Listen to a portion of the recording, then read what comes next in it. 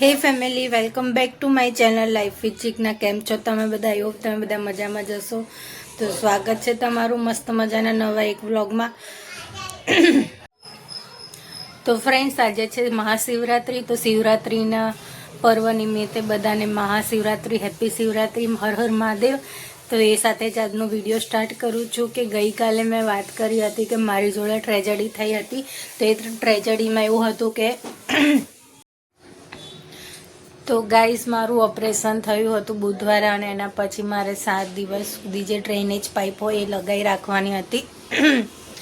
7 દિવસે અમારે બતાવવા જવાનું હતું કે કેટલું ફ્લુઇડ નીકળ્યું છે, અને એના પછી એ લોકો મારી પાઇપ કાઢવાના હતા. પણ મારે સેટરડેના સવારે જ 2 દિવસ અમે ડ્રેનેજ ખાલી કર્યું, અને સેટરડે સવારે જ ખબર નહીં કઈ રીતે મારા ખેંચાવમાં આવી કે શું થયું, મારી ડ્રેનેજ પાઇપ નીકળી ગઈ. એ ટ્રેજેડી મારી સાથે થઈ ગઈ હતી.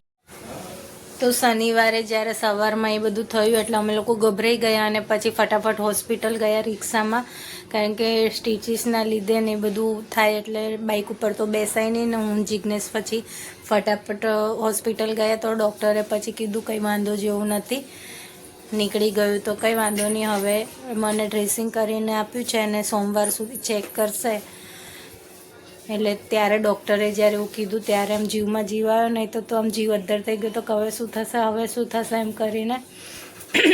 અને હમણાંથી મારે થોડું ગળામાં તકલીફ થઈ ગઈ છે, એટલે અવાજ થોડો બેસેલો જેવો લાગશે.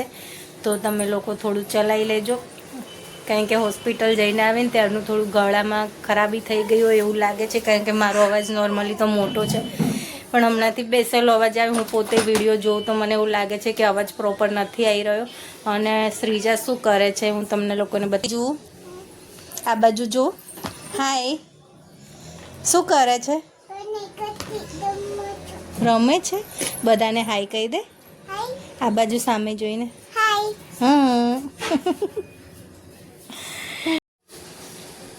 તો આજના વિડીયોને અહીંયા જ એન્ડ કરીએ છીએ. વિડીયો પસંદ આવે તો વિડીયોને લાઇક કરજો. ચેનલમાં નવા હોય તો ચેનલને સબસ્ક્રાઈબ કરવાનું ભૂલતા નહીં.